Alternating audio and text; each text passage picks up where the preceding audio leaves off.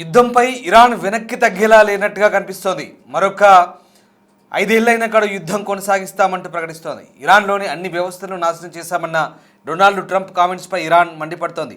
అదే నిజమైతే కనుక ఇజ్రాయెల్తో పాటు అరబ్ దేశాల్లోని అమెరికా ఎయిర్బేస్లపై దాడులు చేస్తుంది ఎవరంటూ కూడా ప్రశ్నిస్తోంది. ఇజ్రాయెల్పై కొనసాగుతున్న ఇరాన్ దాడులు ప్రస్తుతం ఇంకా ఊపందుకున్నాయి. హైపర్సోనిక్ మిసైల్స్ కూడా ప్రయోగించే అవకాశం కనిపిస్తోంది. ఇజ్రాయెల్ అమెరికా తీరుని నిరసిస్తూ మరోవైపు ఇరాన్లో పెద్ద ఎత్తున ఆందోళనలు కూడా కొనసాగుతున్నాయి. నిరసన జరుగుతుండగానే బాంబు వేసింది ఇజ్రాయెల్. అయినా చెక్కు చెదరకుండా నినాదాలు చేశారు ఇరాన్ ప్రజలు. మొత్తం మీద పశ్చిమాసియా అట్టుడుకుతోంది. ఇరాన్, ఇజ్రాయెల్, అమెరికా యుద్ధం మరింత ముదురుతోంది. ఈ నేపథ్యంలో ప్రస్తుతం ఇరాన్లో పరిస్థితులు దారుణంగా మారుతున్నాయి.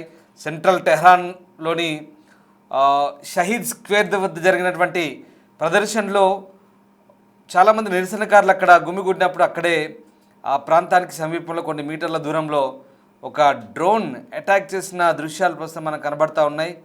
అయితే దీనికి సంబంధించినటువంటి పూర్తి వివరాలు కానీ అంటే అక్కడ ఎవరికి ఏం జరిగిందనేది పెద్దగా ప్రాణనష్టం జరగకపోయినప్పటికీ ఆ శకలాలు తగిలి ఒక మహిళ మృతి చెందినట్టుగా తెలిసింది. ఒక మహిళా టీవీ జర్నలిస్ట్ అక్కడి నుంచి రిపోర్టింగ్ చేస్తున్న క్రమంలోనే అక్కడ ఒక దాడి జరిగినట్టుగా మనకు ఆ దృశ్యాలను బట్టి అర్థమవుతుంది. ఒకసారి ఆ దృశ్యాలు చూద్దాం.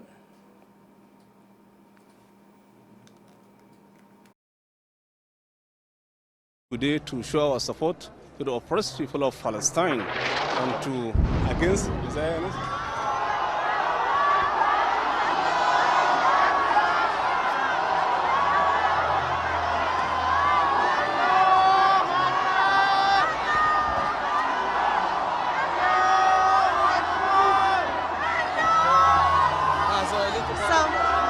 Came out today to show our support to the oppressed people of Palestine and to against Israel.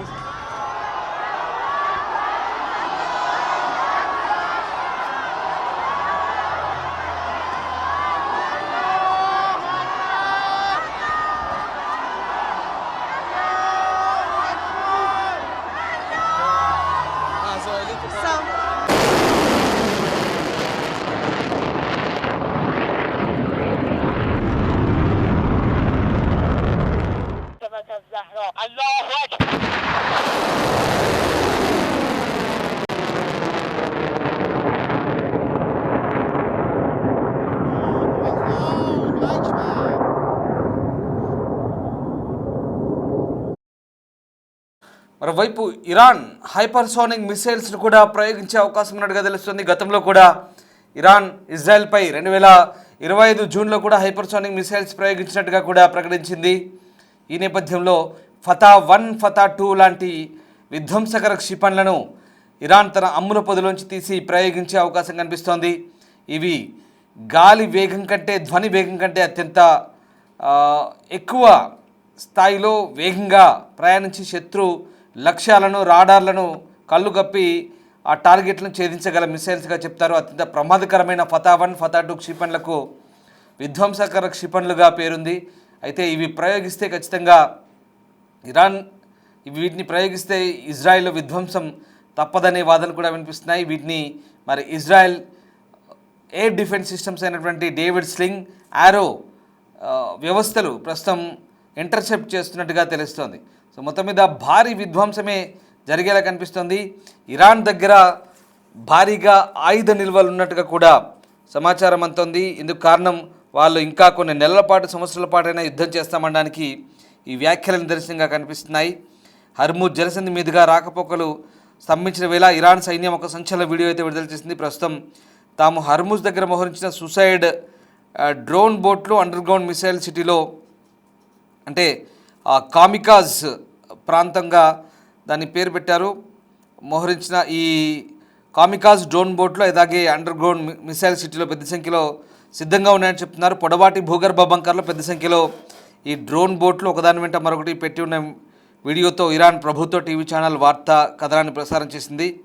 ఈ బంకర్లో యాంటీ షిప్ మిసైల్స్, సముద్ర మందుపాతలు కూడా ఉండడం ఈ దృశ్యాల్లో కనిపిస్తుంది. మరోవైపు ఈ ఫుటేజ్లో ఆయుధాలను విడుదల చేస్తున్న దృశ్యాలున్నాయి. అయితే వీడియో ఎప్పటిది ఎక్కడిది అనేది తెలియరాలేదు.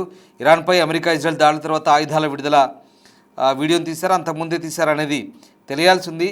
నావల్ డ్రోన్లను off manned services vehicles USV అని కూడా పిలుస్తారు. ఇవి చిన్న సైజులోనే ఉంటాయి. అలాగే యుఎస్విలు సముద్ర జల ఉపరితలంపై లేదా కొద్దిగా సముద్ర జలాల కింద ప్రయాణించగలని చెప్తున్నారు. వీటిలో పేలుడు సామాగ్రి కూడా ఉంటుంది. ఈ బోట్లు శత్రు లక్ష్యాన్ని తాకగానే పేలిపోతాయని చెప్తున్నారు. పర్షియన్ గల్ఫ్లో ఆయిల్ ట్యాంకర్లపై ఇరాన్ దాడులు చేసింది వీటితోనే అని చెప్తున్నారు. సో మొత్తం మీద భూగర్భంలో పెద్ద పెద్ద డెన్లు ఉన్నట్టుగా కూడా తెలుస్తోంది. వీటన్నిటినీ ఇరాన్ కొన్ని ఏళ్ల కిందట తయారు చేసి దాచిపెట్టినట్టుగా తెలుస్తుంది. ప్రస్తుతం ఇరాన్ యొక్క ఆయుధ సామాగ్రి తరలి వెళ్తున్న దృశ్యాలు బహుశా ఇవి పాత వీడియోలో మరి కొత్త వీడియోలో దీనికి సంబంధించి ఇంకా పూర్తి నిర్ధారణ అయితే లేదు.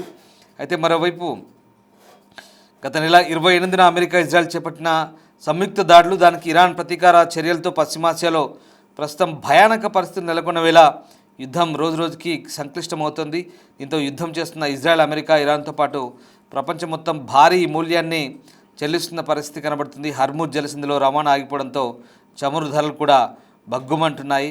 మరోవైపు ప్రస్తుతం ఈ యుద్ధానికి సంబంధించి ప్రతి విమర్శలు అయితే కొనసాగుతున్న పరిస్థితి కనబడుతోంది.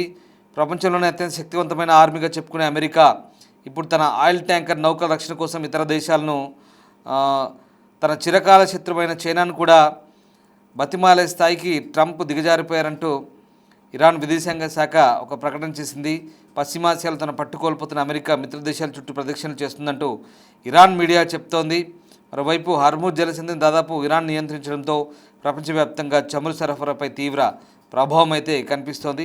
సో మొత్తం మీద పశ్చిమాసియాలో యుద్ధం భీకరంగా కొనసాగుతోంది. దాడులు ప్రతిదాడులతో ప్రస్తుతం ఇరాన్ అలాగే ఇజ్రాయెల్, మరోవైపు గల్ఫ్ దేశాలన్నీ కూడా గడగడలాడుతున్న పరిస్థితి కనబడుతోంది.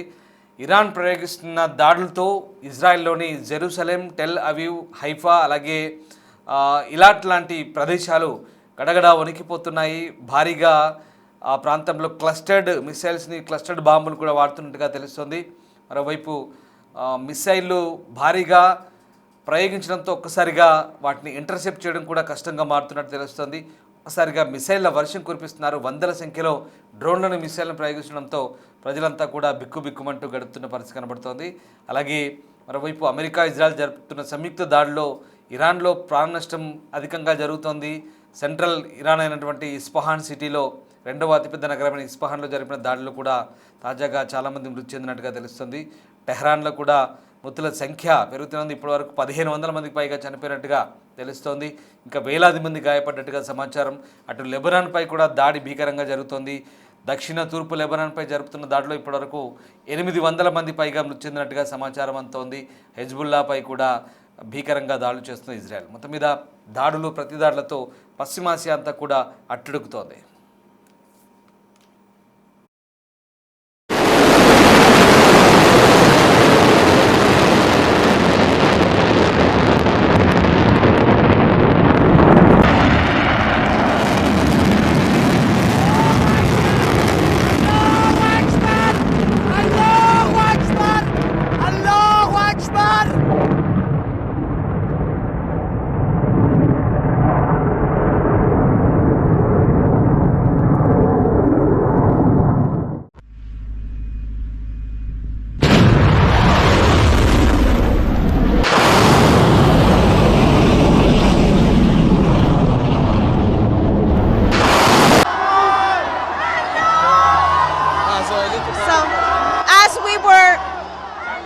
Interviews in the international came out today to show our support to the oppressed people of Palestine and to against Zionist